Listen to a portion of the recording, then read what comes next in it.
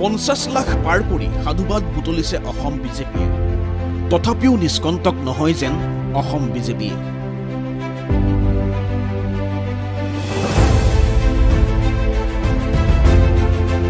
mission 100লৈ এতিয়াও বহু বাকী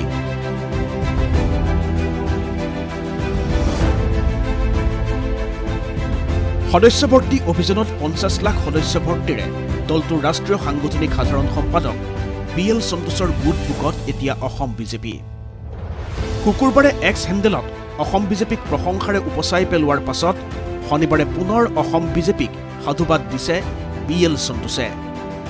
এইবাৰ BL সন্তোষে কোন ৰাজ্যই কিমান শতাংশ সদস্য অভিযানৰ কি স্থান দখল কৰিছে হিয়া ব্যাখ্যা কৰিছে এইদৰে 85% শীৰ্ষত অসম 75% দ্বিতীয় স্থানত হিমাচল প্ৰদেশ 70% তৃতীয় স্থানত গুজৰাট মধ্যপ্ৰদেশ 65% চতুৰ্থত UP উত্তৰাখণ্ড অৰুণাচল প্ৰদেশ স্বাভাৱিকতে BL সন্তোষৰ এই টুইটে উৎসাহিত কৰিছে অসম বিজেপিক কিন্তু ইয়াৰ পাছতো লোকসভা নিৰ্বাচনৰ পাছত এই সদস্যভৰ্তি অভিযানত দেহে কেহে লাগিও মুখ্যমন্ত্ৰীয়ে কোৱাৰ দৰে একোটা বিধানসভা সমষ্টিত 40,000কৈ সদস্য ভৰ্তি কৰোৱা হৈ পৰিছে দলটোৰ বাবে প্ৰত্যাহ্বান মুখ্যমন্ত্ৰীৰ মন মগজুত মিছন 100 আছে আৰু মিছন 100ৰ লক্ষ্যৰে মুখ্যমন্ত্ৰীয়ে অব্যাহত ৰাখিছে সদস্য ভৰ্তি অভিযান এই সদস্য ভৰ্তি অভিযানত ইতিমধ্যে 60ৰ অধিক সমষ্টিত 40,000ৰ যি ন্যূনতম সদস্য ভৰ্তি অভিযানৰ লক্ষ্য আছিল সেই লক্ষ্যত উপনীত হৈছে ৰাজ্যিক বিজেপি কিন্তু এতিয়াও সেই যি মিছন 100 আছে তালৈ বাকি আছে আৰু তাৰ বাবে এতিয়া জোৰদাৰ প্ৰচেষ্টা চলাইছে অসম বিজেপিয়ে 40,000কৈ সদস্য ভৰ্তিৰ এই লক্ষ্য ইতিমধ্যে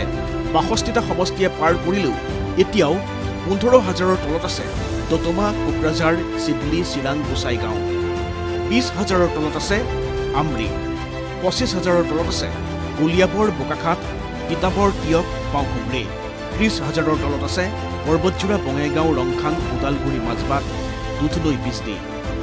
আনহাতে বিজেপিৰ হাতত থকা আৰু নথকা তথা লোকসভাত বিজেপিয়ে অগ্ৰগতি লাভ কৰা তেজপুৰকে ধৰি বহু সমষ্টি আছে 40,000ৰ তলত এই ক্ষেত্ৰত প্ৰতিক্ৰিয়া প্ৰকাশ কৰিছে সদস্যভৰ্তি অভিযানৰ আহ্বায়ক পল্লৱ লোচন দাসে প্ৰথমে সাংগঠনিক দিশত অসমে দিল্লীৰ দৃষ্টি কাঢ়িবলৈ সক্ষম হোৱাক লৈ পল্লৱ লোচন দাসে ক'লে সংগঠনতো দিল্লীৰ দৃষ্টিত এ ফৰ আছাম অসমবাসীলৈ অভিনন্দন জনাইছো যে এনেকুৱা এটা পৰিৱেশ আহিছে যে অসম আজিকালি সৰ্বভাৰতীয় পৰ্যায়ত চৰ্চাত থাকে আমাৰ নেতৃত্বৰ যোগ্যতা সকলোৱে আজি গ্ৰহণ কৰিছে আৰু আমাৰ মুখ্যমন্ত্ৰীৰ বিষয়ে সমগ্ৰ ভাৰতত চৰ্চা হয় আমাৰ মুখ্যমন্ত্ৰীৰ কাম কাজ চৰকাৰৰ কাম কাজ সংগঠনৰ কাম কাজ সৰ্বভাৰতীয় পৰ্যায়ত আলোচনা পৰ্যালোচনা আৰু অনুকৰণ কৰে ই আমাৰ কাৰণে আনন্দৰ এ ফৰ আছাম বুলি যিটো মাননীয় প্ৰধানমন্ত্ৰীয়ে ইয়াত ঘোষণা কৰি গৈছিলে এটা দিন আহিব যে এ ফৰ আছাম বুলি ক'ব তাক আমি আখৰে আখৰে যেন ফলিয়াইছে তাৰে এইবিলাক প্ৰমাণ ইয়াৰ পাছতে পল্লৱ লোচন দাসে ক'লে ক'ত কিয় 40,000ৰ টাৰ্গেট স্পৰ্শ কৰিব পৰা নাই অসম বিজেপিয়ে তাত আমাৰ কিছু প্ৰত্যাহ্বান আছে কাৰণ আমি এলায়েন্সত আছোঁ আমি তাত কাৰ্যকৰ্তাসকলক লগত লৈ কৰিব লাগিব দ্বিতীয় তাত এটা অসুবিধা আছে বহুত সীমান্তৱৰ্তী অঞ্চল আছে তেওঁলোকৰ তাত মোবাইল ফোনৰ অভাৱ আছে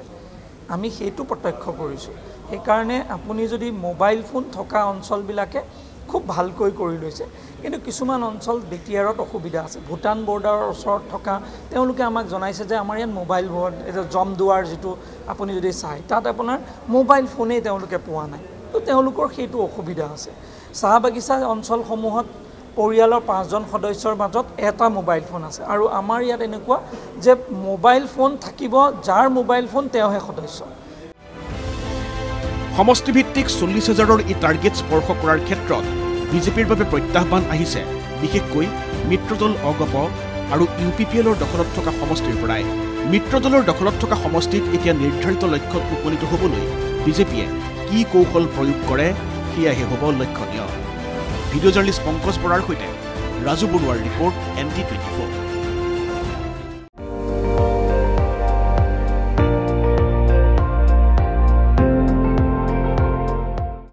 আপুনি চাই আছে ND24 সৰ্বশ্ৰেষ্ঠ নহয় সৰ্বোত্তমৰ দৌৰা